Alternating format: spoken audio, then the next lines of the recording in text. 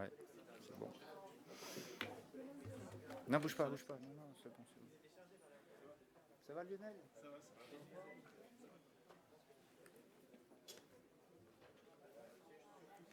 Non, très bien. Je sais pas si ça... comment ça démarre.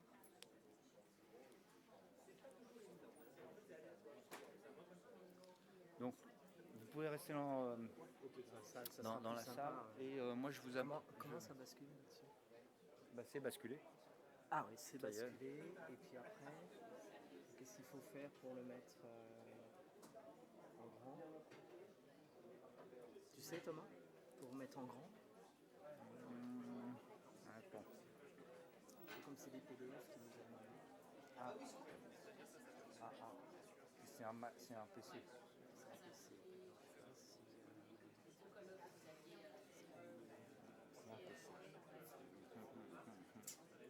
Ah, peut-être. Qu'est-ce que c'est comme ça? C'était des commentaires.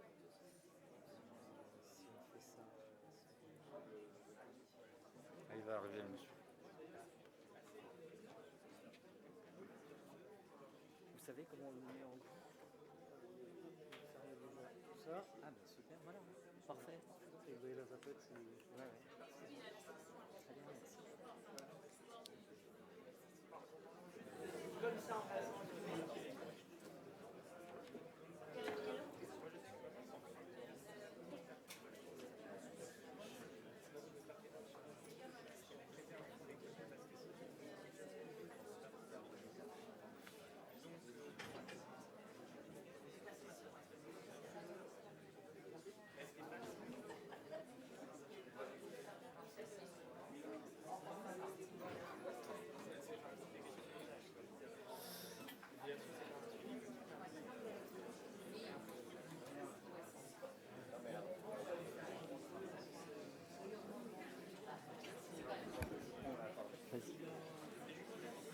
Vas-y, mais attends, ouais, continue. On va s'installer, s'il vous plaît. Même si on a beaucoup de choses à se dire, j'imagine, on est sans doute content de se retrouver, de se voir. Monsieur Vaquet, si vous voulez prendre place. C'est très gentil à vous.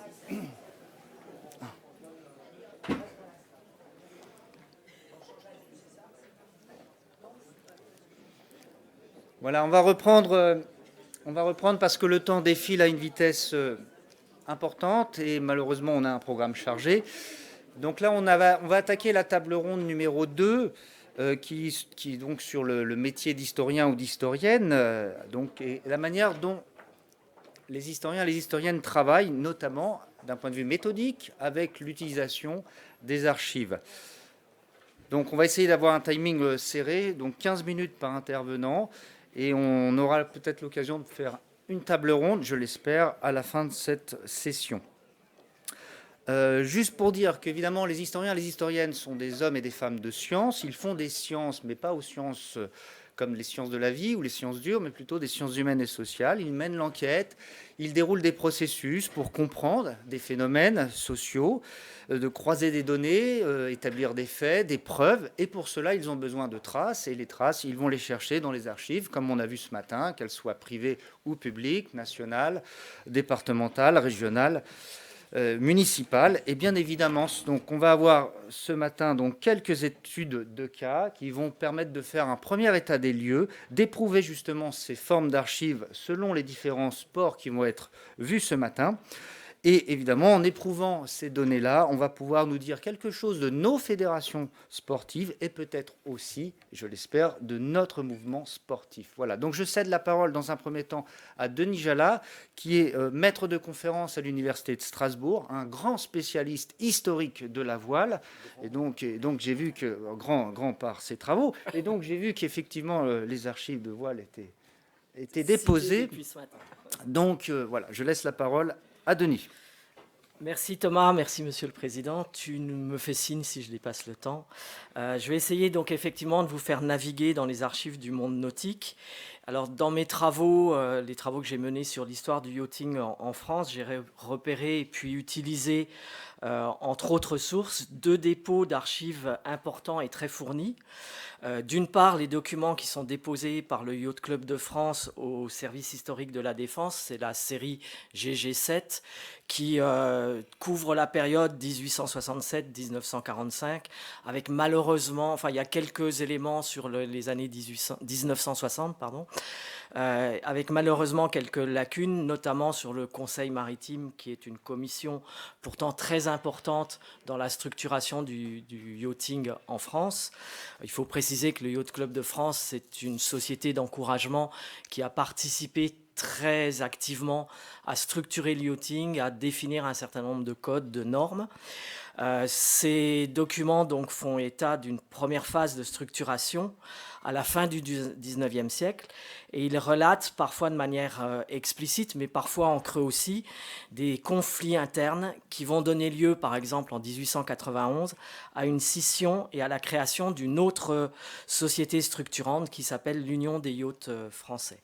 Et puis d'autre part, j'ai utilisé aussi les archives de la Fédération française de voile, dont on a parlé tout à l'heure, déposées, on l'a dit, à partir de 1987, à l'époque à Fontainebleau, depuis à Pierrefitte, sous la côte 64 AS, et qui permettent en fait d'appréhender un second moment de structuration des pratiques véliques, puisqu'elles couvrent les années 1920 à 1902 pour le moment, à 2002 pardon, pour le moment, et elles m'ont permis en fait de travailler sur un moment particulier de l'histoire de la voile, qui sont les années 1970. Moment particulier pour 2 raisons. C'est une période de massification et de démocratisation de la pratique vélique.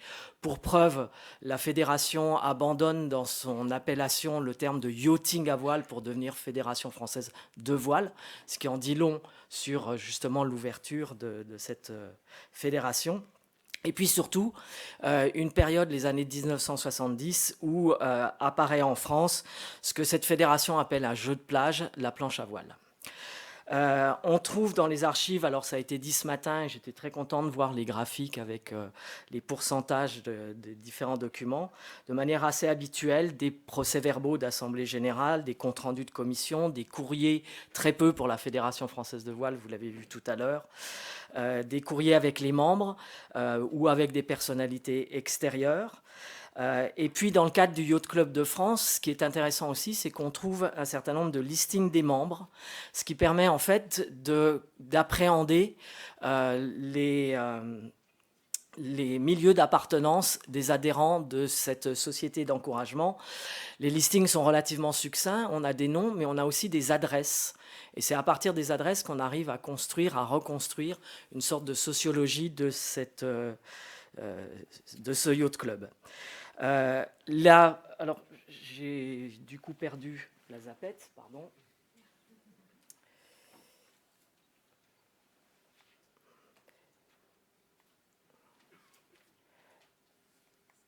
Voilà. Alors, la sociologie des dirigeants n'est pas directement évoquée dans les archives. Il faut faire des travaux complémentaires pour aller comprendre qui sont les premiers dirigeants du Yacht Club de France.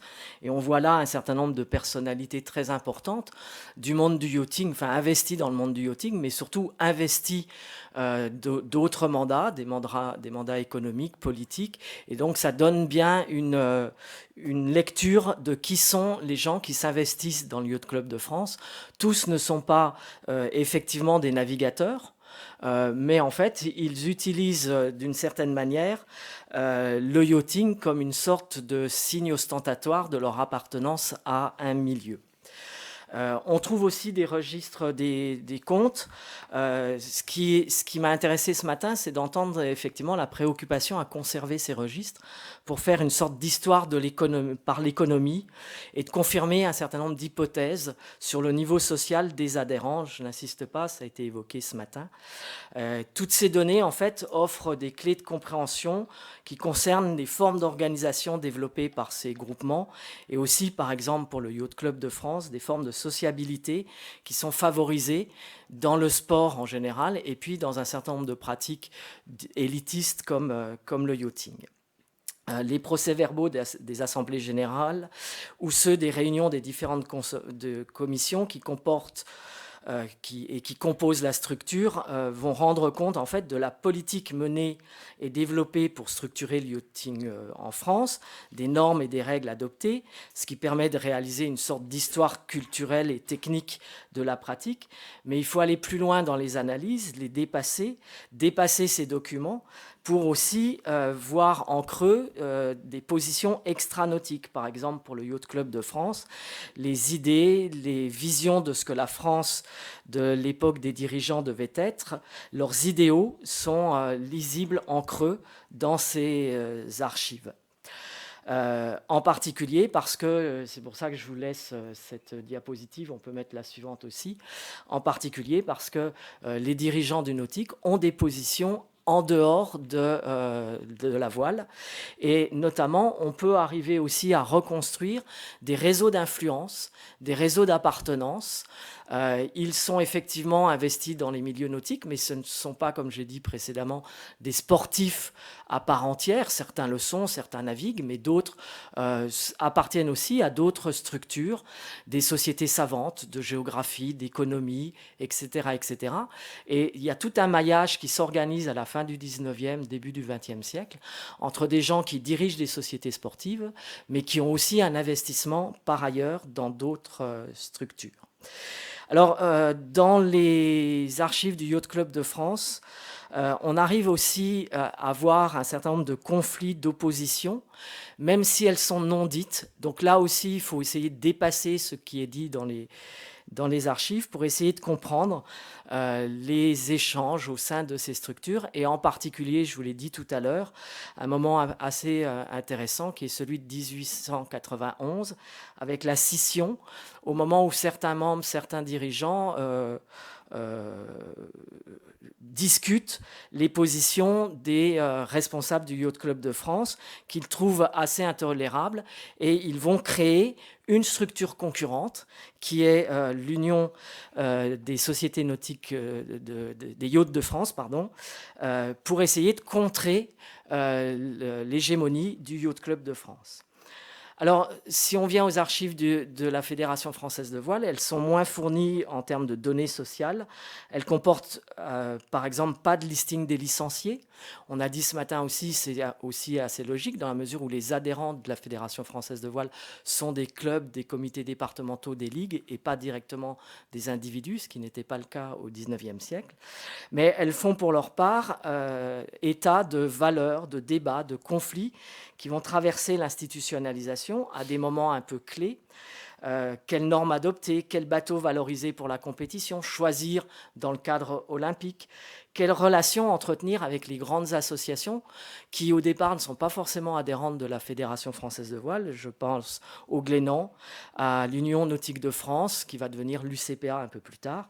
Et puis, le moment particulier qui m'a intéressé, c'est celui des positions vis-à-vis des véliplanchistes.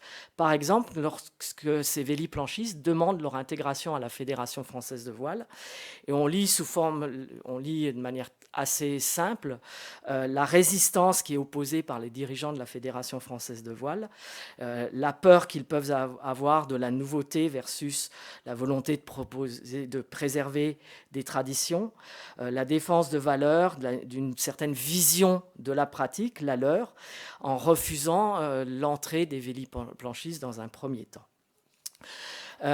Alors, je vais prendre un petit peu le contre-pied, tu me fais de signe, Thomas, le contre-pied de ce qui est proposé aujourd'hui, en regardant non pas ce que les archives offrent, je viens d'en parler un petit peu rapidement, mais justement ce qu'elles ne montrent pas et comment pallier ces difficultés de trous dans les archives.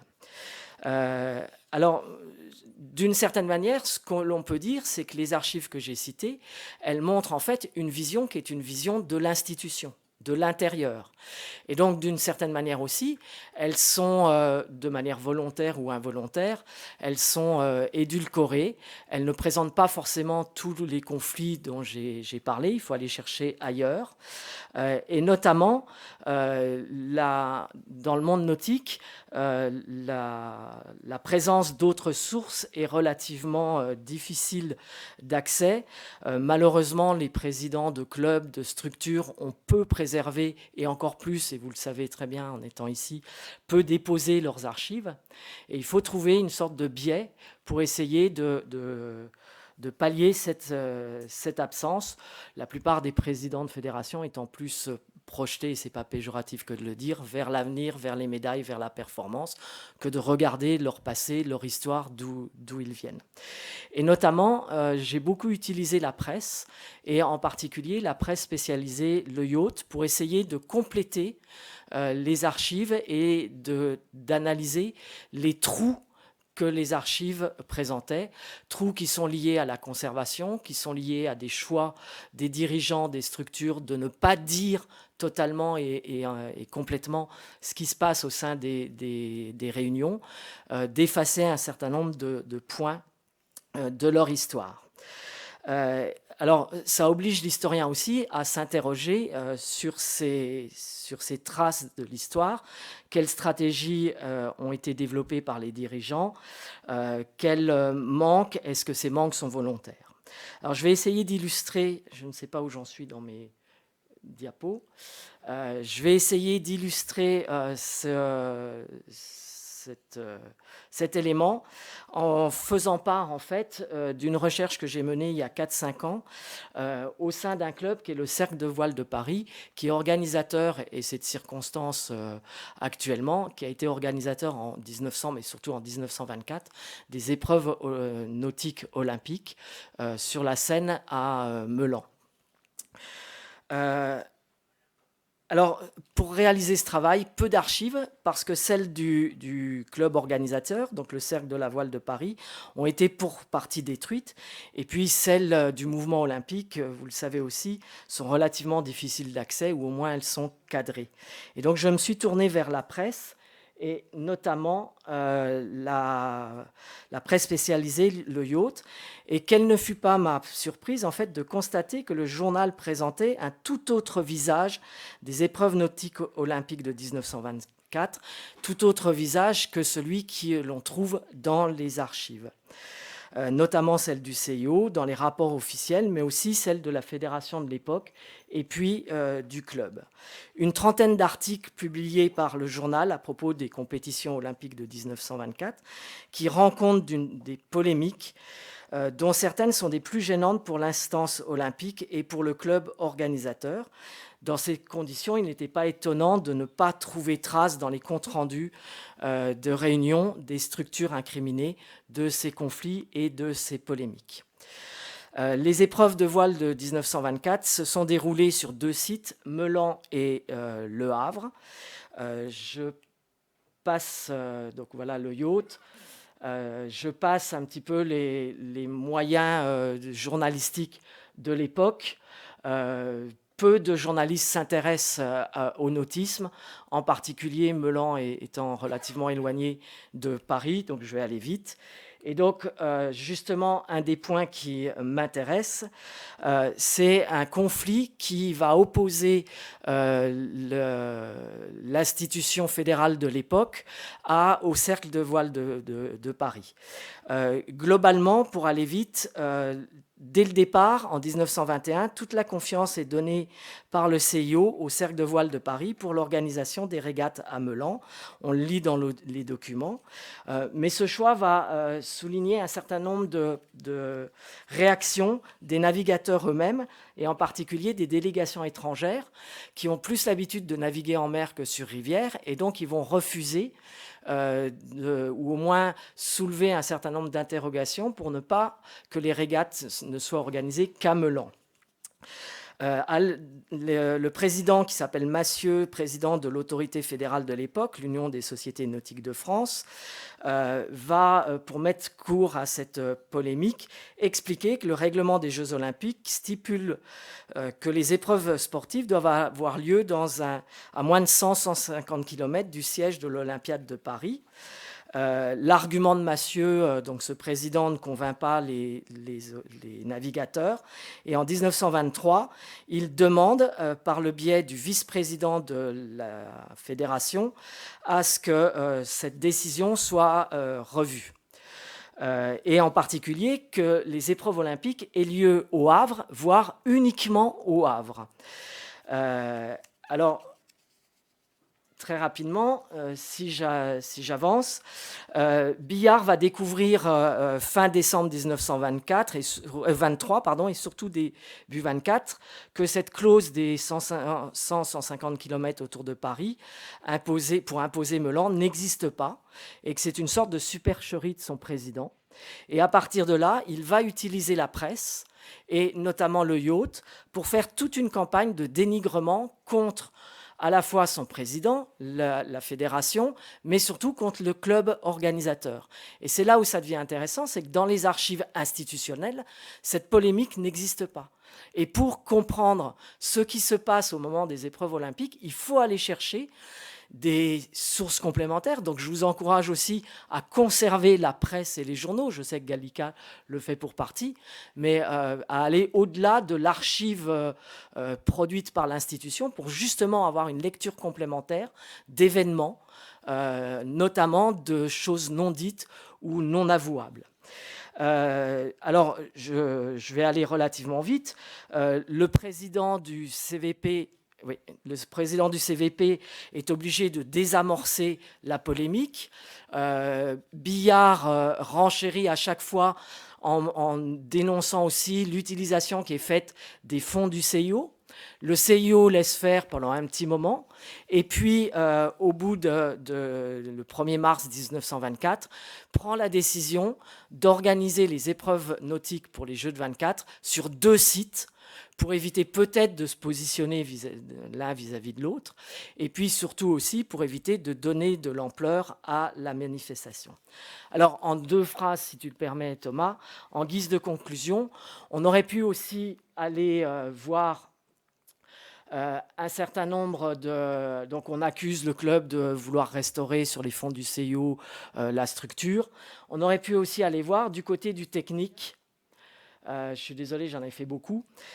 Du côté du technique, où on se rend compte en fait que les archives institutionnelles ne donnent pas la même lecture que la presse de ce qui s'est passé au moment des épreuves de 1924, des difficultés d'organisation, des bateaux incomplets, différents, d'occasions abîmés, plus lourds, des règles nautiques qui ne sont pas respectées.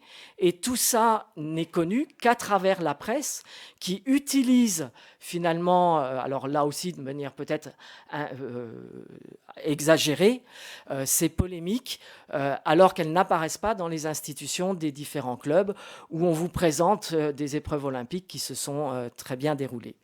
Et on ne doit pas aussi oublier des archives de privés et privés, et en particulier pour, j'insiste pas, des SPI qui sont trop grands, pas assez grands. On a été obligé de courir sans ces voiles d'avant parce que tout le monde ne pouvait pas en avoir.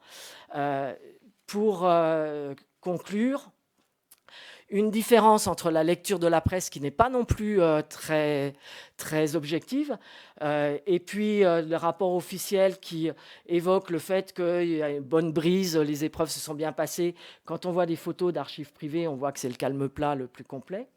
Et je ne voudrais pas terminer et conclure sans oublier donc des archives privées, et en particulier ce magnifique carnet de Ella Maliard, seule Suissesse et seule femme en lice pour les épreuves nautiques de 1924, qui va rapporter une sorte de carnet intime qui raconte encore une 3e histoire, un peu différente, parce que pour elle, la question sportive, la question institutionnelle n'est pas au cœur de son intérêt. Ce qui l'intéresse, ce sont les relations avec les autres concurrents. Et ce qu'on voit finalement, c'est une lecture aussi de l'olympisme qui appuie sur les valeurs du sport, la performance, le travail, l'engagement, etc., qui est totalement différente quand on interroge ou quand on lit les traces laissées par une sportive qui a participé aux Jeux Olympiques, où elle montre finalement une sorte de camaraderie avec les concurrents. Là, ici en bas, vous voyez, calme plat, la Hollande, la Suisse, la Norvège s'accostent pour manger, pour discuter après le départ. Donc on est en plein dans les épreuves olympiques. Finalement, vous avez une histoire de ces épreuves de 1924 qui n'est pas celle qui est racontée par les institutions et par les archives. Toutes mes excuses pour les diapos qui défilent un peu vite et sur lesquels je n'ai pas insisté. Je voulais respecter le temps pour ne pas alourdir trop le propos. Merci. Très bien. Merci beaucoup, Denis. Je suis désolé de te mettre un peu la pression. Ce n'était pas l'objectif. Mais les historiens sont tous bavards et on pourrait y passer la journée. En tout cas, merci beaucoup pour cette présentation. Et sur, je retiendrai au moins la formule, cette vision de l'intérieur que nous donnent les archives du Yacht Club de France. Et je crois que c'est important. Et d'avoir terminé d'ailleurs, puisque tu avais démarré par la sociologie des membres fondateurs, sur cette sociologie aussi des pratiquants, parce qu'on voit bien que ce sont des milieux particuliers qui pratiquent la voile. Et la Maillard, qui était une grande navigatrice, une aventurière, une femme qui va faire du cinéma aussi, a un parcours tout à fait, un parcours de vie qui va produire un certain nombre d'écrits, tout à fait remarquable et effectivement un certain nombre de monographies. Je passe la parole maintenant à deux historiens du football, qui sont des historiens très connus dans le monde de l'histoire du football, donc Olivier Chauveau et Paul Dietschi. Olivier Chauveau est professeur à l'université d'Artois, Paul Dietschi professeur à l'université de Franche-Comté. L'un travaille beaucoup sur l'histoire locale et notamment dans le nord de la France. L'autre se revendique historien du football mondial. Voilà, c'est comme ça. Vous avez 15 minutes, messieurs. Le temps défile très vite. Donc, je vous fais confiance. Vous êtes expérimentés. Ça va aller. Je mets des lunettes.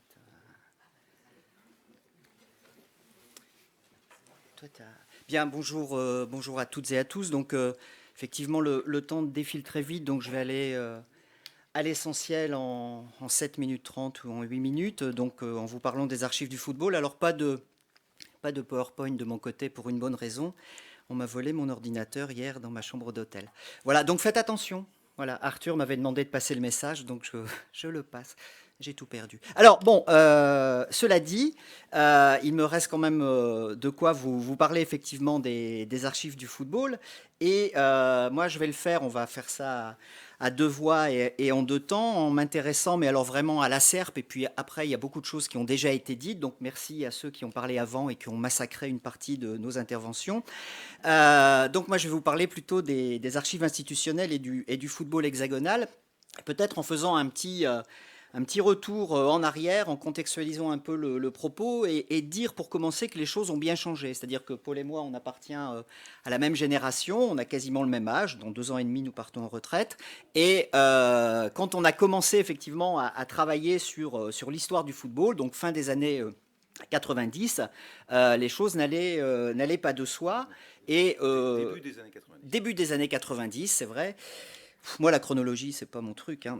Donc, les choses n'allaient pas de soi et on pouvait évoquer effectivement une sorte de retard français. Alors, le retard français, c'est évidemment par rapport à des historiens anglo-saxons, par rapport à positionnement, une sorte de légitimité de l'histoire du sport en général et du football en particulier chez les contemporanéistes. On ne peut pas dire que nos sujets étaient bien appréciés dans un premier temps. Et puis, une sorte de retard français. Alors, Ronald Dubcher parlait d'une mésentente cordiale dans les articles qu'il avait écrits là-dessus, s'agissant justement des instances sportives qui, à l'époque, étaient gouvernées d'une part par l'absence de la culture de la conservation, et c'est le cas de la Fédération française de football, et puis une sorte de lecture un peu biaisée de ce qu'était à leurs yeux l'histoire, c'est-à-dire une histoire journalistique, alors qui a son utilité, mais très chronologique, très factuelle, très hagiographique. Et donc, il n'y avait pas finalement, à l'époque, de nécessité de confier à des historiens de métier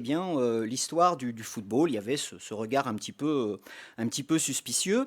Au plan matériel, alors on en parlait la semaine dernière tous les deux, le déménagement de la Fédération française de football de l'avenue Iéna, de ce bel hôtel particulier, vers le boulevard de Grenelle, s'est traduit aussi par une disparition d'une partie considérable du fonds Tout simplement parce que les mètres carrés disponibles rue de Grenelle ne permettaient pas de les accueillir. On pourrait faire le même constat, alors moi Thomas l'a dit, je viens du Nord-Pas-de-Calais, s'agissant des archives des ligues et des districts, qui sont les émanations administratives de la fédération en région. Et pareil, lorsqu'il y a des transferts de sièges administratifs, en tout cas c'était le cas pour la Ligue du Nord-Pas-de-Calais, eh bien tous les journaux officiels de la Ligue, enfin je vous donne cet exemple-là, ont été tout simplement balancés. Donc tout ce qui est antérieur aux années 1970 n'existe plus, faute de place. Alors je disais dans le propos liminaire que les choses ont changé, dans le sens où aujourd'hui, il y a une médiathèque, enfin il y a, j'allais dire, une numérisation d'une partie des fonds documentaires de la fédération, plus de 300 000 documents qui sont directement accessibles et qui offrent des ressources pour qui s'intéressent aux instances, aux compétitions, aux acteurs, aux matchs de l'équipe de France, aux matchs de la Coupe de France. Et on a, par, j'allais dire, effet de reproduction, la même chose pour les ligues et les districts qui là aussi permettent une histoire du temps présent, mais une histoire basée sur les procès-verbaux des commissions de discipline, des commissions administratives ou techniques, avec un souci que les historiens connaissent, c'est celui de l'écrasement des données numériques à partir d'un certain nombre d'années qui fait que là aussi, les choses sont perdues.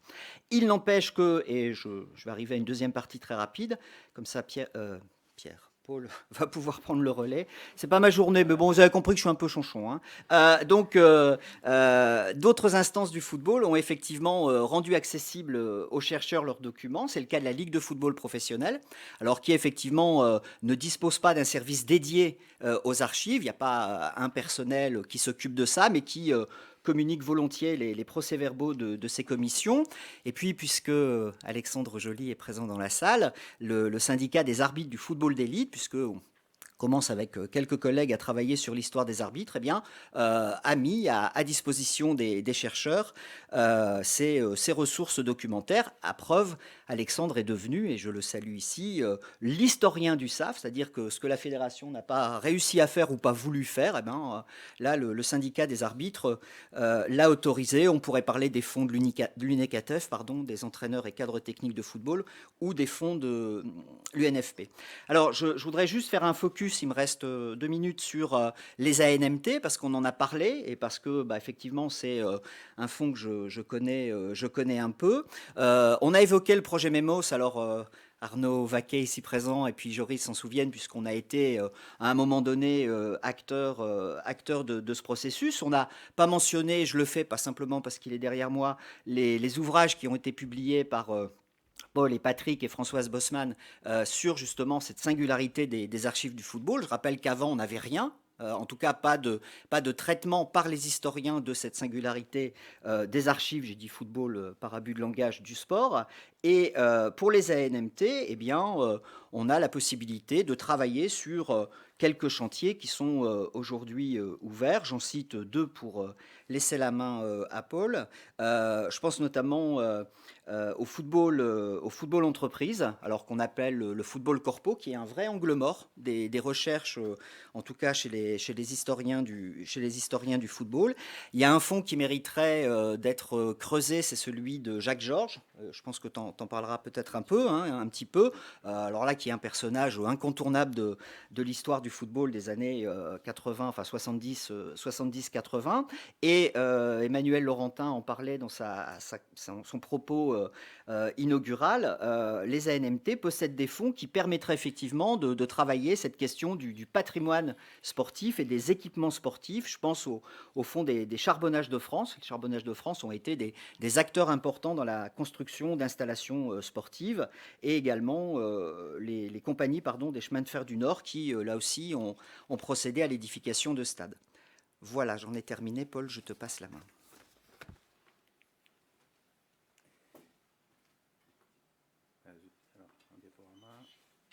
Voilà. Merci Olivier. Moi, je ne me suis pas trompé de prénom.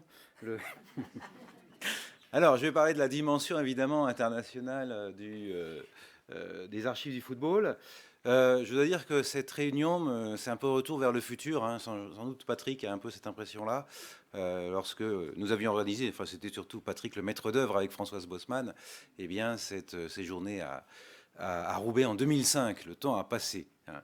Mais c'est très bien que cet intérêt, cette passion pour les archives perdure. Alors moi, je vais évoquer eh bien l'international. Pour quelle raison? Bon, c'est une photo que j'ai trouvée dans les archives de la FIFA que j'ai fréquenté pendant au moins 8 ans de ma vie.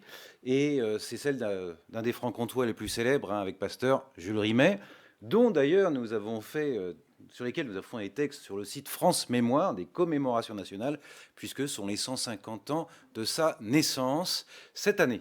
Alors pourquoi Rimet? Parce que pendant très longtemps, évidemment, les footballeurs les plus connus français dans le monde ont été des dirigeants, pas des footballeurs, hein, qui prenaient des roustes et qui étaient ridiculisés. En revanche, eh bien, les dirigeants français ont joué un rôle très important dans la structure, évidemment, la structuration du football international, en particulier les deux frères ennemis, Henri Delaunay et Jules Rimet. Alors, très rapidement, je vais évoquer ce qu'on peut trouver comme archive sur, finalement, cette projection du football français à l'étranger, sur son influence, sur quelque chose dont il a été question tout à l'heure, la relation avec les fédérations internationales, et en l'occurrence la FIFA et l'UEFA, la FIFA que le président Macron veut faire revenir à Paris, puisque elle avait été créée en mai 1904 dans la capitale française. Alors, je vais évoquer assez rapidement 3 temps et 3 types d'archives. Alors, 3 temps, bon, j'ai mis 1904 par commodité, c'est la création de la FIFA. 1918, c'est la fin de la Première Guerre mondiale. Hein, c'est aussi la première édition de la Coupe de France, Coupe Charles Simon. Alors, qu'est-ce qu'on peut trouver sur la France et l'international? Eh bien, pas mal de choses. Hein. Pour quelle raison? C'est que d'abord, la presse est extrêmement riche et les sources imprimées font évidemment partie des archives du sport. Et comme Philippe Tétard l'a montré, c'est peut-être l'âge d'or de la presse sportive. Hein, il n'y a peut-être pas ensuite autant de périodiques qu'avant 1914. Donc tous ceux qui disent que le sport est né pendant la Première Guerre mondiale se trompent bien évidemment. Alors qu'est-ce qu'on trouve sur les relations entre les fédérations françaises et la FIFA? Dans l'auto, football et sport athlétique, un périodique malheureusement endommagé à la BNF et donc qui n'a pas été traité par Gallica.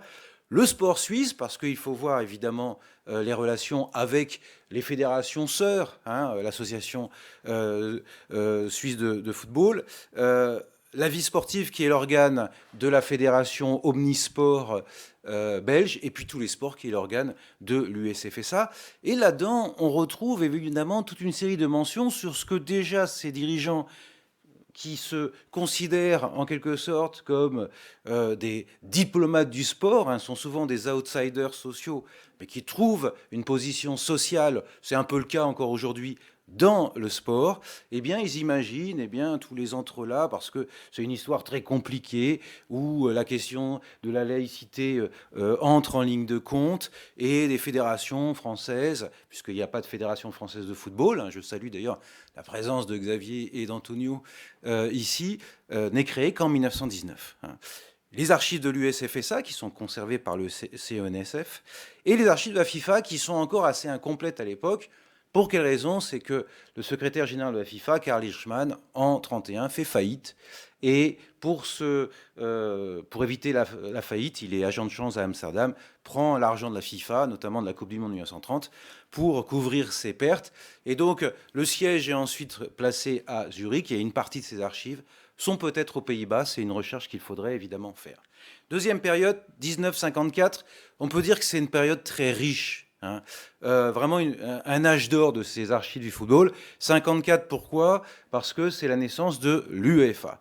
Alors, il y a des archives qui ont été un peu évoquées, les archives diplomatiques, celle du SOFE, hein, le service des œuvres françaises à l'étranger, cet organe de propagande dans lequel est créée une section tourisme et sport en 1920. Donc l'idée, c'est évidemment consolider les positions françaises au sein des fédérations internationales, faciliter l'envoi d'équipes, faire venir, par exemple, il y a toute une correspondance sur l'arrivée du club de Burnley, donc au début des années 20, qui est facilitée par le consul général de France à Liverpool. Et puis il y a les correspondances avec les ambassades qui sont passionnantes, parce que ponctuellement, le football est un moyen de lecture finalement des relations internationales. Il y a une très belle lettre de Gaston Velten, l'ambassadeur de France à Montevideo, sur la Coupe du Monde 1930 et sur le rôle de Jules Rimet et la belle, finalement, performance, même s'ils sont éliminés au premier tour, de l'équipe de France. Les archives de la FIFA sont extrêmement riches. Alors pour la France, c'est la série Correspondance avec les associations nationales, où il y a des tas de pépites et des choses qui restent encore à découvrir. Il y a par exemple, à la fin de la guerre, toute une série de correspondances sur des joueurs déportés, professionnels, qui reviennent en France. Il faut régler les questions de licence, mais ça reste un chantier parce que ces joueurs ne sont pas forcément très connus. Comité exécutif, évidemment, c'est fondamental parce que Jules Rimet est le président et on voit très bien comment eh bien, celui qu'on appelait la petite souris grise arrivait à finalement négocier et comment il se faisait la part finalement entre l'aspect professionnel, l'aspect politique et évidemment les règlements de la FIFA, puis il y a les congrès. Bon, les archives du CIO, les Jeux Olympiques, c'est aussi important, notamment pour les Jeux du centenaire, hein, ceux de 1924. Et puis la médiathèque de la Fédération française de football. Moi, j'avais été en 2000, justement, au moment où il y avait un déménagement qui se faisait en partie à la Benne. Mais il y a des choses intéressantes. Par exemple, les rares archives sur la Coupe du Monde 38 sont conservées par la Fédération française de football. C'est quelques dossiers. La FIFA ne les a pas, hein, et j'avais fait des photocopies à l'époque. Il y a le PV du bureau de la Fédération française de football association, c'est comme ça qu'elle s'appelait à l'époque, qui est tout à fait intéressant. Et il faut rendre hommage à la Fédération française de football d'avoir fait cette médiathèque qui est extrêmement pratique et qui contient notamment la revue Football. Alors pour finir, deux choses. Bon, après 54, il y a toujours ces archives-là. Il y a le fonds Jacques Georges qui est intéressant parce que Jacques Georges a été un dirigeant de l'UEFA, aussi président de l'UEFA, et il y a des choses intéressantes, notamment sur l'entente de Florence. Ça vous dit peut-être rien. L'UEFA avait à la fois des fédérations de l'Est et de l'Ouest, et les fédérations de l'Ouest se sont regroupées dans une entente pour essayer évidemment de s'entendre sur des dossiers importants. Et puis il y a les archives de l'UEFA, mais malheureusement, depuis l'affaire Platini et grâce à Gianni Infantino qui est en train de faire la même chose à la FIFA, elles sont pratiquement inaccessibles, hein, puisqu'on a accès aux documents imprimés, mais tout ce qui est comité exécutif désormais, on ne peut faire que des extractions. Il y a un régime de méfiance qui règne, alors que je ne crois pas qu'il y ait des choses absolument scandaleuses. Voilà, pour terminer, un peu de publicité, de promotion, parce qu'il y a beaucoup de membres de ces confréries dans la salle. La revue Football, dont vous avez peut-être entendu parler, avec un S, parce qu'on y parle aussi de rugby, et qui a une rubrique archives, justement. Donc, on y présente des archives. Et puis, l'ANR Arène, dont Monsieur le Président Bauer fait partie, c'est une ANR DFG, donc financée par l'ANR et la DFG en Allemagne, sur les stades. Et nous allons, bien évidemment, nous replonger, revisiter ces archives qui concernent les enceintes sportives. Merci de votre attention.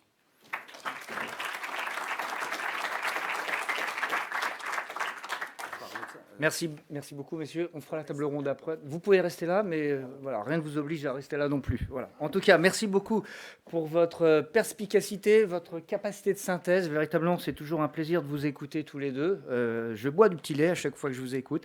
Merci pour avoir montré justement comment les archives nous donnaient à voir sur le football, à la fois par l'intérieur, au niveau des institutions nationales, et en même temps ce regard extérieur qui nous permet de nous dire quelque chose de nous-mêmes, mais de la part d'autres pays.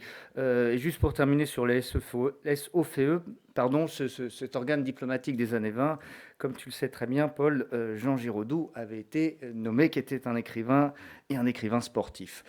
Nous avons, donc merci beaucoup. Nous avons maintenant une troisième intervention, Madame Clémence Beau, qui vient du service interministériel des archives de France et qui va nous parler, je crois, des sportifs de haut niveau. Merci beaucoup.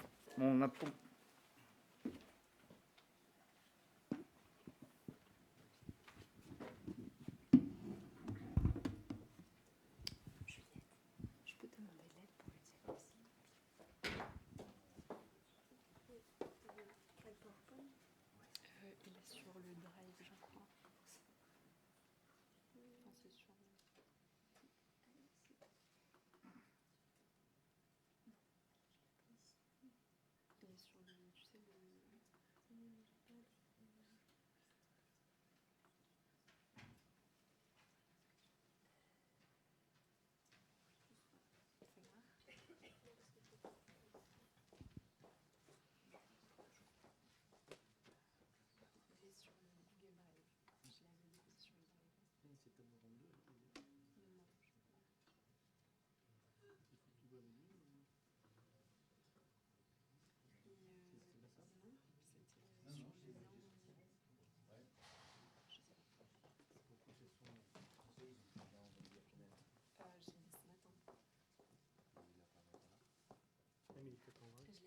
mis dans le tableau en 2, je l'ai mis juste dans le...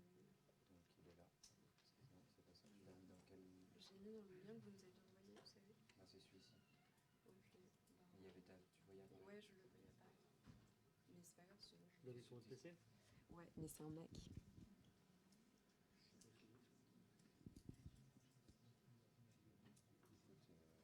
Non, mais enfin, vous en faites pas, c'est pas grave. Tu veux commencer comme ça et j'essaie de remonter. Non, non, mais vous en faites C'est pas. c'est téléchargeable. Ouais, bah, je crois parce que j'avais réactualisé, ça marchait. Bah, c'est pareil, c'est un Mac, donc ça... Oui, ça, Tu veux qu'on échange, on fait commencer quelqu'un à parler, on trouve ta présentation. Ouais, peut-être. Ouais, c'est ça. peut-être mieux. Est-ce qu'on peut passer à la présentation suivante le temps qu'on retrouve le PowerPoint?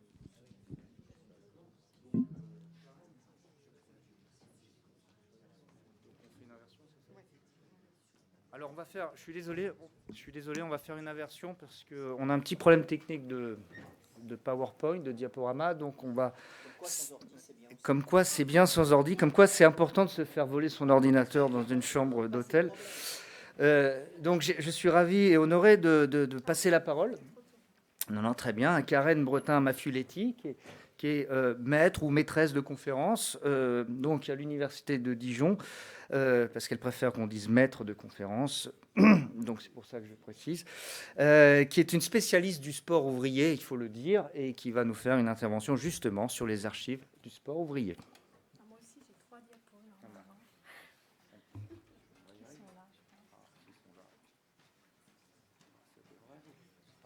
Non. C'est lequel, c'est celui-là ou l'autre? Ah, c'est ça. On va fermer l'autre déjà. Parce qu'il y en a trop. Il y en a trop.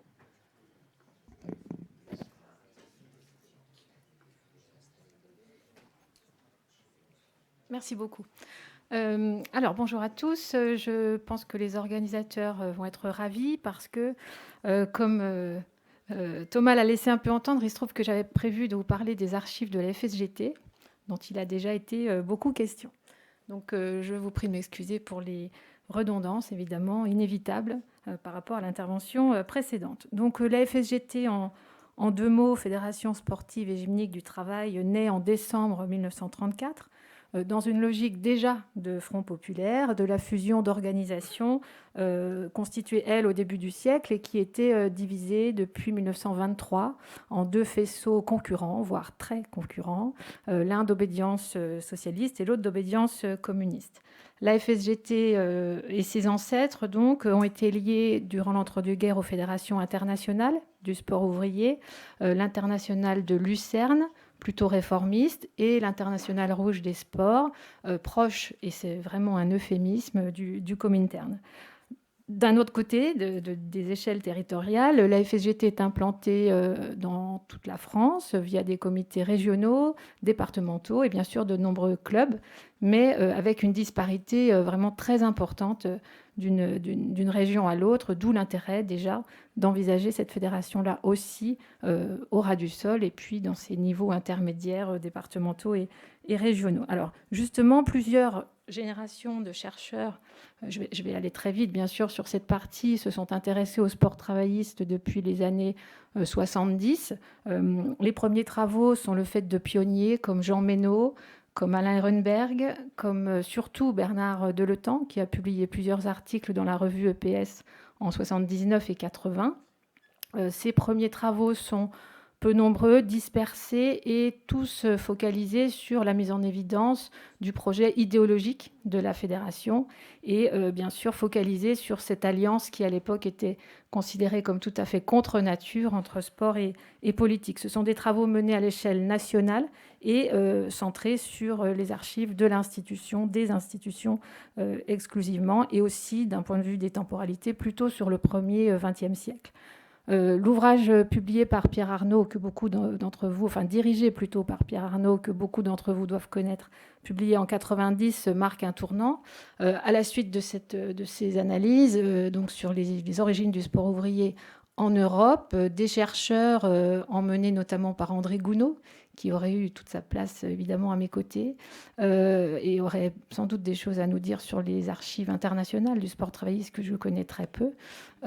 André Gounod donc, puis Fabien Sabatier, puis Nicolas Xis, entre autres, ont repris le flambeau de ces travaux sur le sport ouvrier et ont eu d'autres approches, par exemple une réflexion désormais centrée sur les acteurs des organisations, pour essayer d'avoir une réflexion sur les cultures militantes, une approche aussi et des questions relatives aux projets sportifs de la FSGT en tant que tel, dont ils ont tenté d'appréhender la spécificité.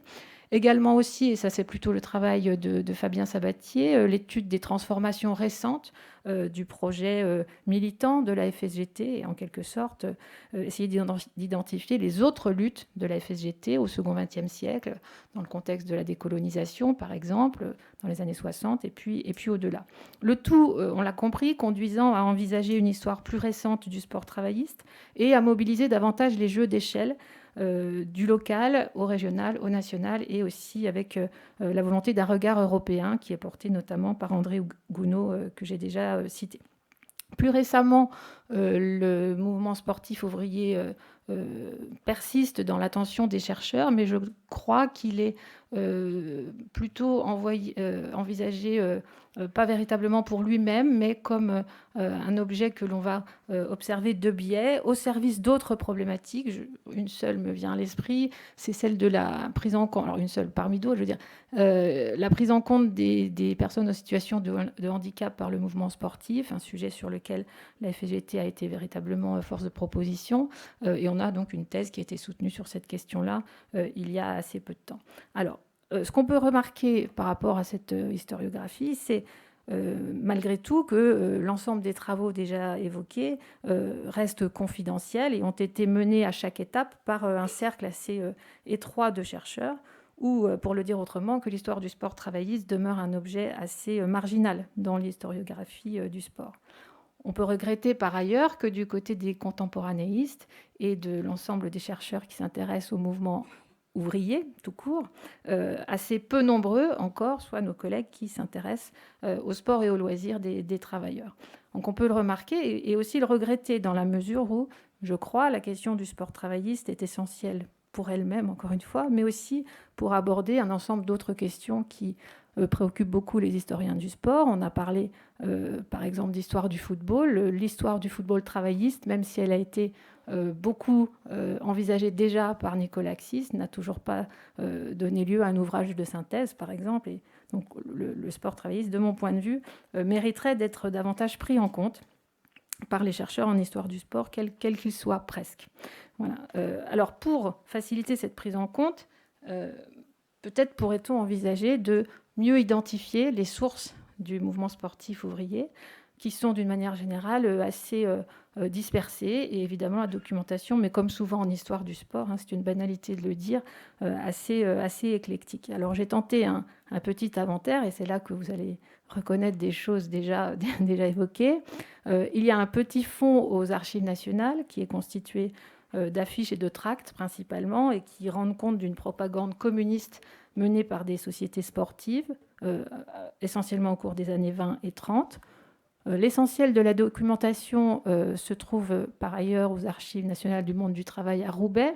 Donc ce sont les archives de ces fédérations dont on considère qu'elles produisent des archives de nature privée parce qu'elles ne sont pas délégataires, et donc dont les archives ont été versées à Roubaix dans le cadre du programme MEMOS et dans le cadre de la constitution de ce j'ai perdu exactement, pôle national des archives du monde sportif, qui a été créé en 2006. Parmi ces archives, naturellement celles de la FSGT, qui ont été déposées en 2009, après avoir été conservées aux sièges sociaux de la fédération, rue Yves Toudic, rue Claude Vipeau dans le 10e, puis rue de Scandici à Pantin. Ici, certains d'entre vous ont peut-être reconnu Ali Tounsi, qui était en charge du fonds et de sa communication aux chercheurs, et puis finalement donc aux ANMT en 2006. On a aussi un fonds qui me semble intéressant parce que personne ne l'a jamais exploité, je crois, je peux me tromper bien sûr, mais j'en ai pas entendu parler. C'est le fonds de l'Union sportive du travail, beaucoup moins connu, qui est une émanation de la FSGT, constituée en 1950 par des militants socialistes, et en particulier par un monsieur qui s'appelle Lucien Lelier, et qui est un militant socialiste du Nord, qui a donc, avec d'autres bien sûr, choisi de constituer cette organisation concurrente de la FSGT à partir de 1950. Les archives de cette structure donc, sont elles aussi conservées à Roubaix, ainsi que les archives privées de M. Lelier, remises aux ANMT par ses descendants en 2012. Donc on a finalement un fonds relativement important sur l'Union sportive du travail. Enfin, mais ça a déjà été dit, les archives de la Fédération française du sport d'entreprise sont conservées à Roubaix et pourraient se mettre au service, bien sûr, d'une histoire du foot corpo, mais aussi d'un ensemble d'autres activités mises en œuvre dans le cadre de ces comités d'entreprise. Alors, au-delà, et justement pour pallier le manque de sources et puis les ravages de l'incendie déjà évoqués, je crois que faire cet inventaire et le mettre d'une façon ou d'une autre à disposition de la communauté des chercheurs permettrait de rappeler l'intérêt des archives de presse, on y revient, et aussi l'intérêt des récentes entreprises de numérisation d'archives qui ont été portées notamment bien sûr par la Bibliothèque nationale et que l'on retrouve sur Gallica, puisque depuis peu, Sport ouvrier, Sport et plein air, 3 publications liées aux fédérations, ce sont les publications des fédérations sportives ouvrières successives, ont été numérisées et sont accessibles en ligne, évidemment très facilement, et c'est une mine d'informations essentielle, à mon avis, qui a encore assez peu été envisagée. Bien sûr, pour cet objet hybride qu'est le sport ouvrier, on l'a bien compris, il faudrait éviter d'oublier les archives de ce qu'on peut appeler la galaxie communiste, donc les archives du Comintern, et c'est pour ça que la présence d'André Gounod, je l'évoquais tout à l'heure, aurait été nécessaire pour nous en dire un petit peu plus sur ce sujet-là. Les archives du Parti communiste français, de la CGT, des municipalités, mais aussi peut-être d'autres organisations de masse, c'est certain, possèdent une certaine documentation relative à la FSGT. Et là encore, des entreprises de numérisation récentes, telles que celle de la MSH de Dijon, qui a un portail qui s'appelle Pandore, qui à mon avis est peu connu, permettent d'accéder à une grande partie, notamment des archives du PC. Restent les archives privées et donc la nécessité d'un inventaire en région pour essayer d'appréhender l'existence ou non et pour essayer de situer les lieux de dépôt des archives des organisations régionales et départementales. C'est un très vaste chantier parce qu'elles n'ont pas encore été véritablement repérées. Les seules archives régionales que je connaisse sont celles du comité de Bourgogne. Je les ai trouvées à Dijon, au fond d'une armoire, au fond d'une remise, au fond de la cour de la caserne des pompiers, qui avait prêté un local historiquement au comité régional FSGT. Donc c'est dire si nous avons du travail pour réaliser l'inventaire dont je parle. Enfin, je pense qu'on pourrait s'interroger tous pour connaître quelles sont les archives que nous produisons nous-mêmes dans le cadre de nos projets de recherche. Je crois notamment que beaucoup d'entre nous, enfin quelques-uns d'entre nous plus exactement, ont mené des entretiens oraux auprès d'anciens dirigeants et pratiquants du mouvement sportif ouvrier, et qu'il serait bon de collecter, conserver, indexer l'ensemble de ces enregistrements. Voilà, je m'arrête là.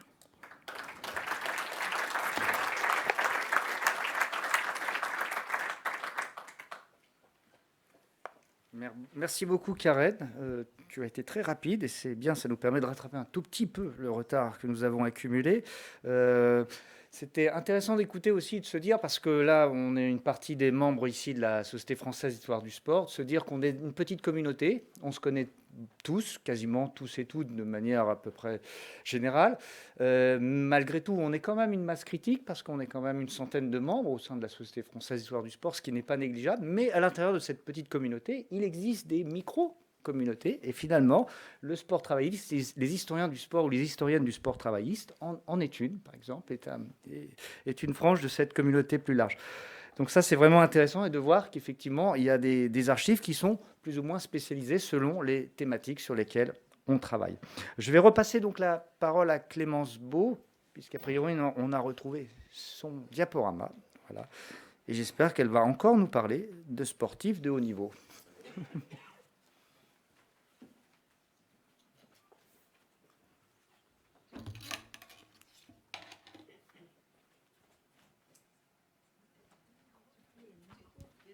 Ouais, je sais, mais j'ai pas de... Ça va être mieux que je parle comme ça. Bonjour à tous, je m'appelle Clémence Beau et je vais vous parler des réflexions que j'ai menées autour de la création, de l'exploitation et de la conservation d'une base de données dédiée aux sportifs de haut niveau, dans le cadre de mon stage de fin d'études réalisé au service interministériel des archives de France pour mettre fin à mon Master 2 Technologie numérique appliquée à l'histoire dispensé par l'École nationale des chartes. Avant toute chose, je vais revenir sur la qualité du sportif de haut niveau. Le sportif de haut niveau, ce statut-là résulte de l'inscription sur une liste qui est arrêtée par le ministère des Sports. Pour y être inscrit, il faut répondre à plusieurs critères, notamment pratiquer une activité reconnue de haut niveau, justifier d'un niveau sportif suffisant selon des conditions précises et avoir fait l'objet d'une proposition en ce sens par sa fédération. Cette liste ministérielle, elle distingue 4 catégories, la catégorie jeune, la catégorie élite, la catégorie senior et celle de reconversion, et distingue 2 listes complémentaires, celle d'espoir et celle de partenaires d'entraînement. La base de données que j'ai étudiée, elle était donc, je vous l'ai dit, dans le cadre de mon stage au service interministériel des archives de France. L'idée de ce stage, c'était de réfléchir à la conservation des bases de données, qui sont des objets un peu particuliers, dans la mesure où ils centralisent des informations dans une structure particulière, et qu'ils posent un certain nombre de problématiques aux archivistes. Mon stage avait deux orientations principales. D'un côté, faire un état de l'art actualisé des pratiques et des méthodes pour archiver ces bases de données, et dans un deuxième temps, appliquer ces méthodes relevées en première partie à un cas d'étude concret. Ce cas d'étude-là, il a été choisi avant mon arrivée au SIAF, et il s'est agi de cette base de données dédiée aux sportifs de haut niveau, conservée par la mission des archives auprès des ministères sociaux, qui est entrée en service en 2011 et qui a été retirée de service en 2021 par la direction du numérique suite au constat d'une inactivité de la base. Cette base de données, elle était conservée sous forme d'une extraction complète Excel, donc un tableur Excel qui contenait pas moins de 110 tables, dont certaines contenaient plus de 100 000 lignes. J'ai même relevé une table qui en contenait 300 000, donc c'était assez imposant comme document. Pour accompagner cette base de données, il n'y avait qu'un seul document, je vous l'ai mis juste là. C'était un schéma qui répertoriait 69 des 110 tables de cette base de données. Alors pourquoi 69 ? Soit parce que le document n'était pas terminé, soit parce qu'il a été fait à un moment où la base ne contenait que 69 tables. Je ne vous en ai mis qu'une capture d'écran, il était un peu plus complet, mais il permet de voir quels sont les rapports entre les tables, puisque c'est une base de données relationnelle. Que contient cette base ? Elle est très riche. Elle contient des informations à la fois sur la vie personnelle des sportifs, leur situation familiale, leur lieu et leur ville de naissance, leur adresse, leur numéro de téléphone, leur adresse mail, et contient un certain nombre de données de suivi médical. Elle contient également des informations relatives à leur parcours scolaire, quels établissements ils ont fréquentés, est-ce qu'ils ont redoublé ou non, pourquoi, et les concours qu'ils ont passés, les diplômes qu'ils ont obtenus. Elle contient également des informations relatives à leur carrière professionnelle, donc à quel type de contrat ils sont affiliés, où est-ce qu'ils travaillent, dans quelle entreprise, dans quelle ville, etc. Des informations relatives à leur employeur également, et des informations enfin relatives à leur carrière sportive. Donc la fédération à laquelle ils appartiennent, les événements sportifs auxquels ils ont participé ou souhaiteraient participer, parce qu'elle contient également toute une partie sur les projets des sportifs, qu'est-ce qu'ils voudraient faire plus tard, où est-ce qu'ils se voient dans 2 ans, dans 5 ans, et également leur palmarès et les raisons de sortie de liste ministérielle. Donc. Étant donné que cette base de données était très riche, on l'a vu, et qu'elle contenait des informations vraiment très explicites, il a été important de la rétro-documenter, c'est-à-dire de comprendre par qui elle a été créée, quand, dans quel contexte, pour qui et qui est-ce qui la remplissait. Pour faire cela, il y a eu plusieurs étapes. Tout d'abord, il a fallu dépouiller des cartons d'archives, une quinzaine à peu près, provenant du ministère des Sports. On y apprend plusieurs choses. On voit qu'en fait, en 1995, il existe déjà 3 bases de données sur les sportifs de haut niveau, celle de la direction des sports, celle du Comité national olympique et sportif français, et celle du sport d'élite et de préparation olympique. Dès le début des années 2000, il est question de créer une base de données commune qui permettrait de centraliser toutes ces informations-là et d'éviter les saisies multiples. Et en 2002 est mise en place sur l'intranet du ministère de la Jeunesse et des Sports d'une base de données avec une intention qui est double, donner un accès au public aux données qui sont consignées et permettre aux différents partenaires du sport de haut niveau de remplir cette base de données-là. En fait, dans les cartons que j'ai dépouillés, il y avait très peu d'informations sur la base de données que j'avais à étudier. On y trouve notamment les informations suivantes. Il est possible d'y accéder via 3 chemins. Via l'application SHN qui permet d'y accéder via l'intranet du ministère des Sports. Alors juste après, j'ai fait une coquille. En fait, l'application SHN public, elle permet de fournir au grand public la liste des sportifs de haut niveau, mais n'est pas disponible sur l'intranet, mais sur l'internet, le site internet du ministère des Sports. Et enfin, via le site SHNWS qui, lui, permet aux fédérations d'entrer les données. Quels usages faire de cette base de données? Alors en fait, face encore une fois à l'intelligibilité des données qui y étaient consignées, on s'est dit qu'il pourrait être intéressant de savoir ce qu'on peut faire de ce type d'objet-là. On a donc identifié un public susceptible d'être intéressé. On a conclu que les chercheurs en sciences humaines pourraient en être assez friands. On a donc pris contact avec 3 personnes, Patrick Clastre, Manuel Chauté et Sébastien Fleuriel, historien pour le premier et sociologue pour les 2 suivants. Pour préparer ces entretiens, on a donné un certain nombre de documents à ces chercheurs, en sachant qu'on devait faire très attention parce que, vous l'avez compris, cette base de données est remplie de données à caractère personnel qui ne sont donc pas librement communicables. Pour préparer cet entretien, on leur a donc fourni un dictionnaire de la base de données que j'étais en train d'effectuer à ce moment-là, qui n'était donc pas complet, mais qui leur permettait d'avoir des informations sur le nom des tables, sur le nom des colonnes, donc qui était encore une fois assez explicite, et voilà, le nombre de lignes et des exemples de données, encore une fois, quand elles n'étaient pas sensibles, qu'elles pouvaient contenir. On leur a également donné la capture d'écran d'une des tables de la base de données qui, encore une fois, ne contenait pas de données à caractère personnel, mais permettait de voir que dans cette base de données, à la fois, il y a des données très normalisées et il y a également des données qui sont entrées librement. Sur cette capture d'écran, on peut voir quels sont les projets des sportifs à un instant T. Et donc, ce sportif-là, qu'on identifie par le numéro SHN, a pour projet d'entrer en équipe de France. Ces échanges ont permis de dégager un certain nombre de sujets de recherche. Tout d'abord, Patrick Clastre a identifié 3 grands thèmes. Tout d'abord, la possibilité de réaliser une histoire des trajectoires individuelles et collectives des sportifs, de réaliser une histoire par vague historique, par genre, par sport, un peu thématique, et de réaliser des sujets de recherche plus factuels, à savoir quels titres ont été obtenus par tel sportif dans telle discipline, quels sont les types de formations proposées. Et a mis en exergue le thème de la performance, c'est-à-dire qu'il y avait possibilité de réaliser pas mal de sujets de recherche sur la construction de la performance, la construction des doubles carrières des sportifs et comment est-ce qu'on construit finalement cette performance sportive française.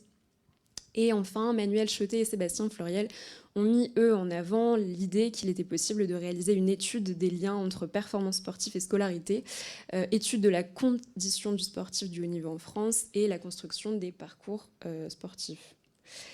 Que retenir de ces entretiens? Manuel Chauté, Sébastien Fleuriel et Patrick Clastre mettent en avant qu'elle permet finalement de replacer le sportif dans tout un environnement social, qu'elle permet de casser un petit peu les carcans et permet de voir que le sportif n'est pas qu'un sportif, il est compris dans tout un environnement. Et que cette base de données permettait de mettre ça en exergue. Néanmoins, elle pose plusieurs questions, notamment est-ce qu'il serait possible, grâce à l'étude de cette base de données, d'évaluer la capacité des fédérations à produire de la performance sportive? Est-ce qu'il serait également possible d'identifier les fédérations ou les entraîneurs qui sont producteurs de moins de performances que d'autres, mais tout en relativisant et en se demandant si est-ce que ces choses-là ne sont pas déjà connues?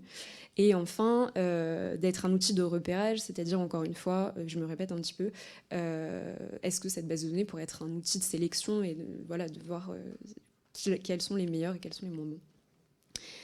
Cette base de données, elle soulève un certain nombre de questions. C'est une source qui existe, mais mais voilà, elle pose pas mal de problèmes.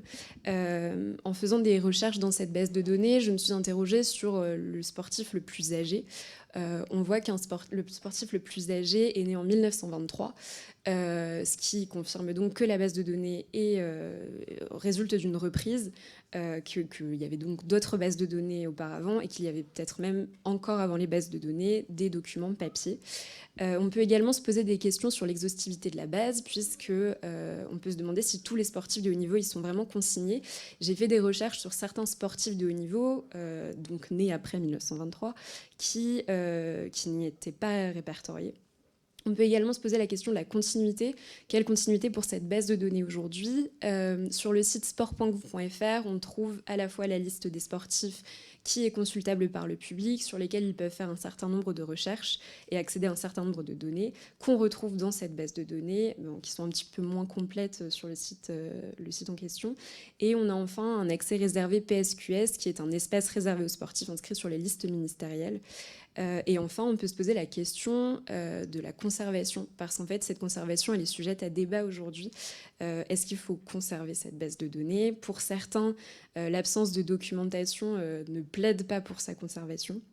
Pour d'autres, cette base de données devrait être conservée, mais pas intégralement. On devrait faire une sélection des onglets les plus significatifs. Et pour d'autres, enfin, cette base, elle atteste d'une activité de suivi des sportifs qui est indéniable et qui n'est peut-être pas consignée ailleurs. Et donc, c'est indéniable qu'il faille la conserver, d'autant plus que les échanges avec les chercheurs renforcent l'idée de l'intérêt qu'elle suscite. Donc, pour conclure, nous pouvons dire que cette source centralise des informations explicites, intelligibles, qui sont intéressantes pour les chercheurs, mais qui posent des problématiques d'accessibilité, puisque, nous l'avons dit, elles contiennent un certain nombre de données à caractère personnel. C'est une source qui est très intéressante d'un point de vue historique, puisqu'elle permet de faire l'histoire finalement des sportifs de haut niveau, du sport de haut niveau. Néanmoins, actuellement, c'est-à-dire au mois de juin, quand j'ai terminé mon stage, l'entrée de cette base de données n'était pas encore actée par les archives nationales. Elle était donc conservée de manière intermédiaire à la mission des archives auprès des ministères sociaux. On pourrait se demander, dans la mesure du possible, si il ne serait pas possible et intéressant de mettre en place un travail conjoint entre archivistes et historiens pour effectuer cette rétrodocumentation qui n'est pas complète. Néanmoins, voilà, ça pose encore des questions d'accès, d'accessibilité et donc d'accès par dérogation. Voilà.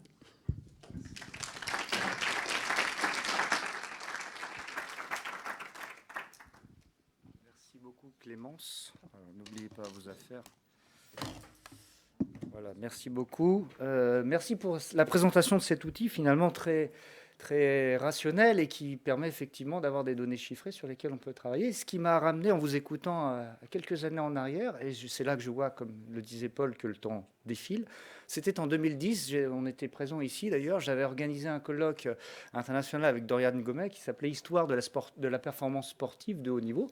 Et d'ailleurs, un certain nombre de mes camarades étaient là, ici présents, soit dans la salle, soit ici. Au niveau de la table ronde. Alors maintenant, nous allons faire la dernière intervention pour les 15 dernières minutes et après, on aura un tout petit peu de temps d'échange avec les intervenants. Donc, il va y avoir une intervention de Yannick Deschamps et d'Éric Passavant. Yannick Deschamps est docteur d'histoire diplômé. Il a travaillé sur la diplomatie franco-soviétique et Éric Passavant est maître de conférences en sociologie. Je crois qu'ils sont au STAPS de l'université Picardie Jules Verne. Et je leur laisse la parole. Merci beaucoup. Merci beaucoup. Alors, cette communication est en lien avec un projet de recherche qui est encore naissant, qui est mené en collaboration avec mon collègue sociologue Éric Passavant, au sujet de l'étude des carrières de haute performance des parasportifs et des parasportifs adaptés, donc selon une approche socio-historique. Alors, parasportif est ici un terme générique qui fait allusion à l'ensemble des athlètes qui prennent part aux compétitions dédiées aux personnes ayant une déficience visuelle, auditive ou motrice. Et il est question de parasportifs adaptés pour faire référence aux athlètes qui se trouvent en situation de handicap mental ou psychique.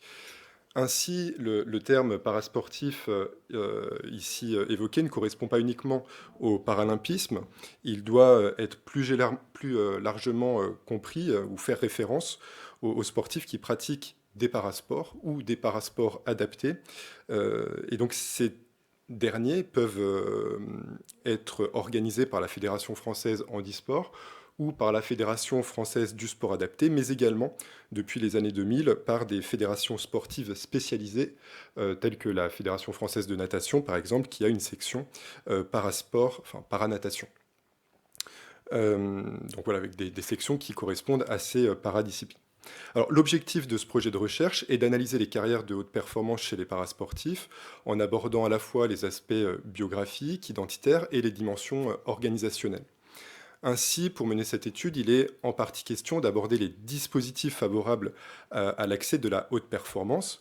Et cette communication se concentre sur l'implication de la Fédération française handisport, donc ce qui me permet de faire le lien avec le thème de cette table ronde, dans l'élaboration de ce dispositif favorable à l'accès à la haute performance chez les personnes en situation de handicap.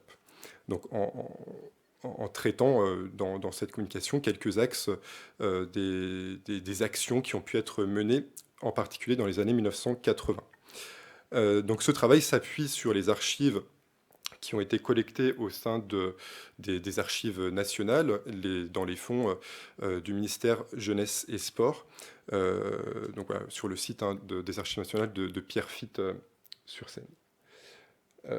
Alors, premier point, donc, juste pour faire un point sur la présence de la haute performance au sein de la Fédération française handisport.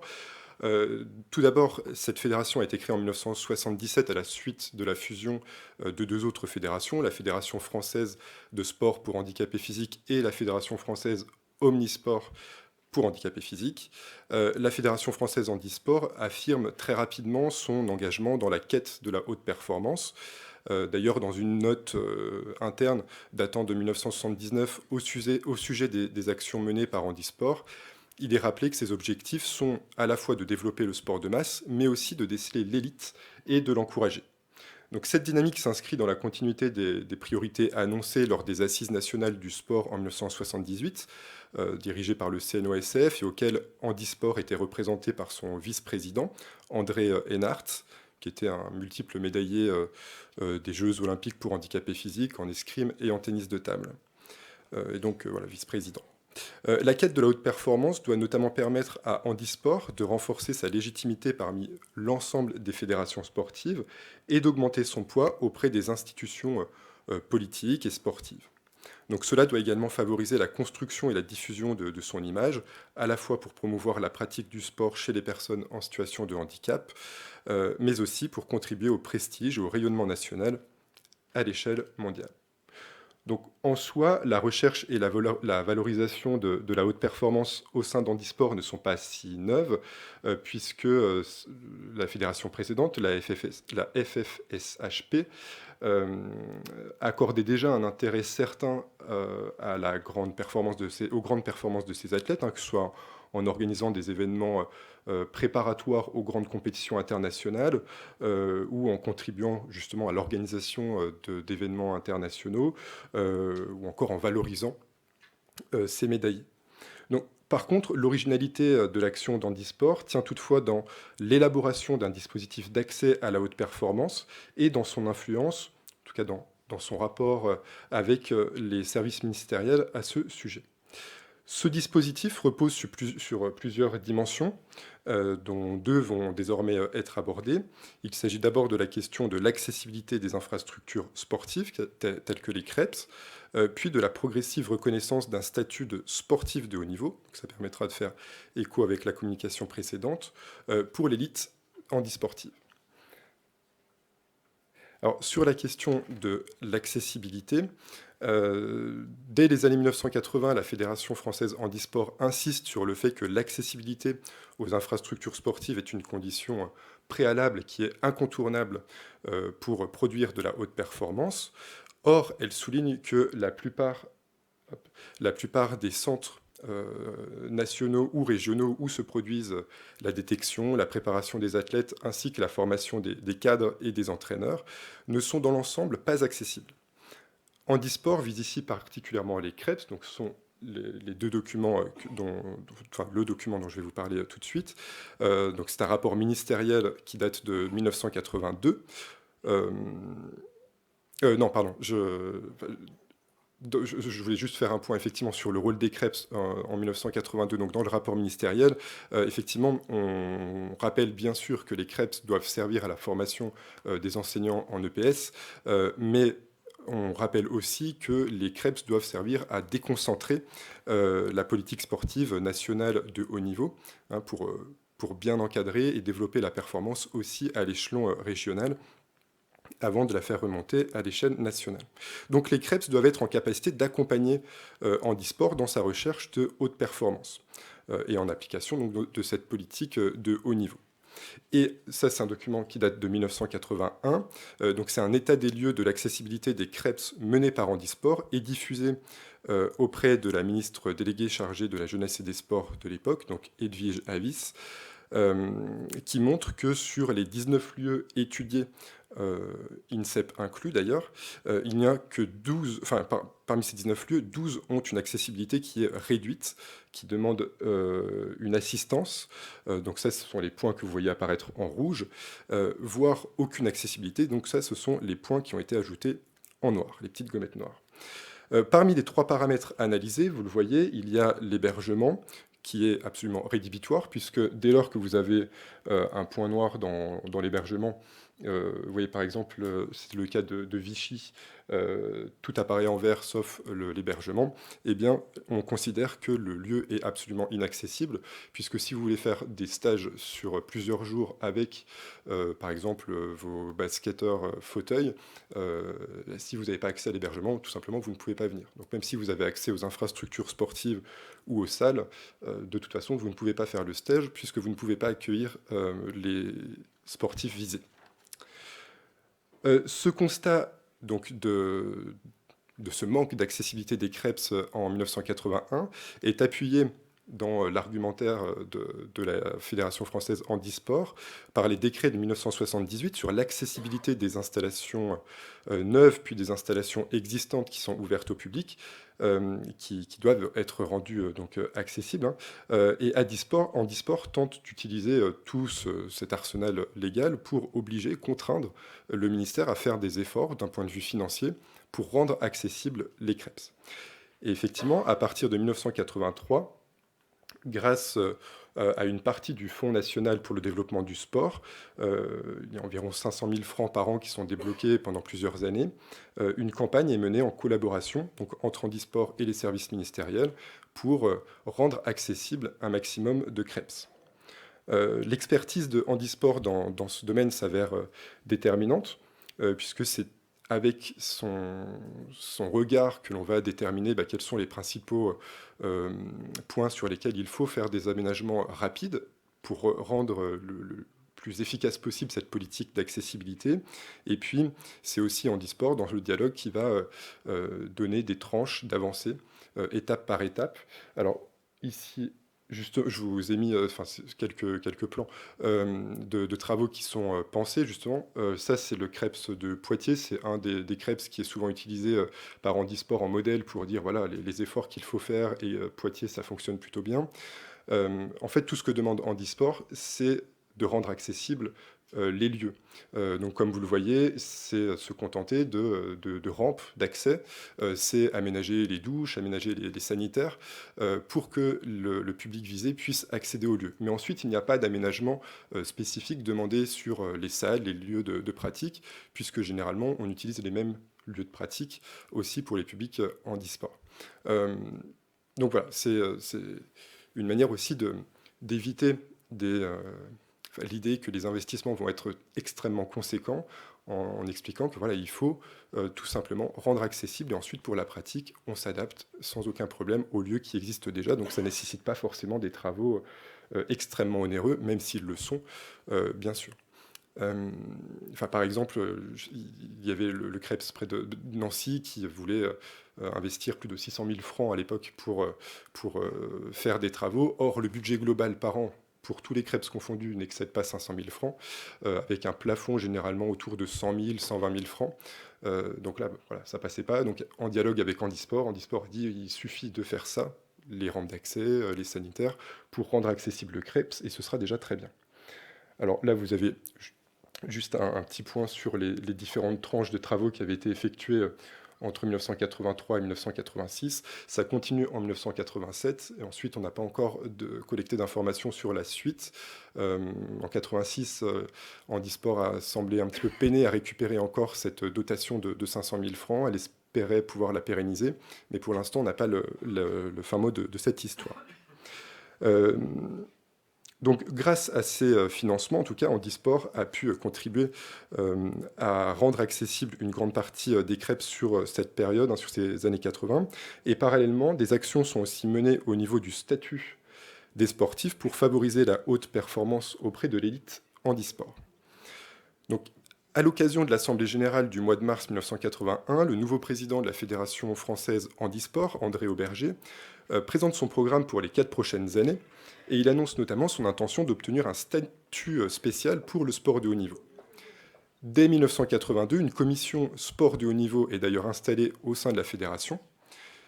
Sa mission principale est d'attribuer un soutien financier aux sportifs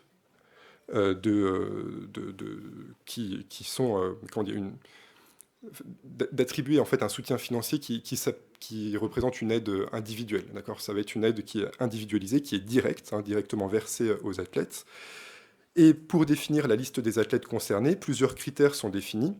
Les 3 principaux reposent sur la qualité des résultats sportifs, les pertes financières liées au temps passé lors des rassemblements et des compétitions, et enfin la faiblesse des ressources financières des athlètes. Une première liste, c'est celle que vous avez sous les yeux, est proposée en 1982 devant cette commission. Alors elle comprend 25 noms et nous offre de précises informations. Alors les noms et les prénoms qui ont été couverts. Le sexe, dans cette liste, on a une seule femme pour 24 hommes, donc on est loin d'une réflexion sur la mixité à ce moment-là. On a un âge moyen qui est de 26 ans, alors là il faudrait le comparer à celui des athlètes valides pour voir et pouvoir interpréter cette donnée. Les disciplines concernées sont en grande partie le basket fauteuil.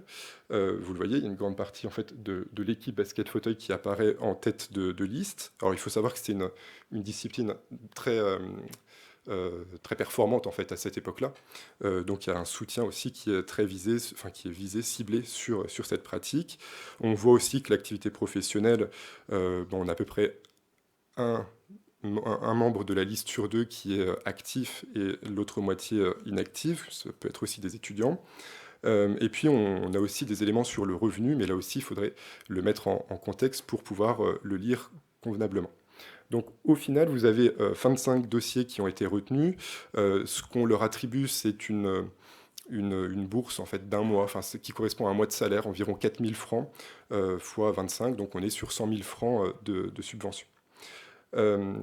Pour terminer sur ce point-là, qui sera donc le dernier, il faut attendre 1984 pour que le ministre donne son accord final pour la création d'une aide individualisée directe. En attendant, on fait ça un petit peu avec les moyens du bord. Et oui, il y a aussi tout un débat sur le fonds qui doit servir à ça. Pendant un temps, le ministre des Sports dit il n'y a pas de problème, vous pouvez fonctionner comme ça, et ça restera un point de votre dotation globale. Or, la Fédération française Handisport dit non, on veut une subvention supplémentaire hors de notre dotation globale pour pouvoir accompagner les athlètes qui vont vers la haute performance sans se limiter sur les autres besoins que nous avons. Donc ce sont les premières listes en fait, qui sont en pré-statut d'une certaine manière de sportifs de haut niveau. Et il est à noter qu'il faut attendre 1992 pour que le ministère chargé des Sports reconnaisse officiellement toutes les disciplines de haut niveau gérées par la Fédération française Handisport, ce qui représente à cette époque-là 286 noms qui sont retenus sur ces listes. Alors, voilà, ça, c'est en fait juste pour terminer. Donc ça, c'est notre début de travail. On a identifié ces noms. Maintenant, c'est notre terrain d'étude à partir de là. Donc je vais pour produire en fait des sources orales. Voilà. Je vous remercie.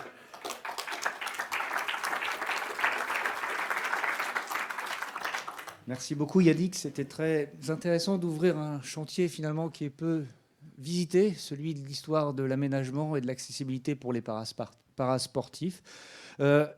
Comme on m'a rappelé à l'ordre, sachant qu'on a rendez-vous à 13 h pour le restaurant, on va quand même se garder quelques minutes pour poser 2-3 questions. On essaye de poser des questions pas trop longues et on essaye de répondre de façon brève et efficace. Voilà, je laisse la parole à l'Assemblée, à l'auditoire, pour celles et ceux qui ont éventuellement des questions à poser à nos différents intervenants.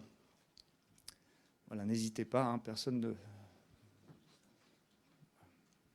Ah, Monsieur Belaïch, du ministère de la Culture. Oui, bonjour, je suis chargé de mission sport et culture au ministère de la Culture. Pour Clémence Beau, là, j'ai vu que parmi les sportifs de haut niveau, il y avait une catégorie reconversion. Est-ce qu'elle est récente et elle consiste à quoi?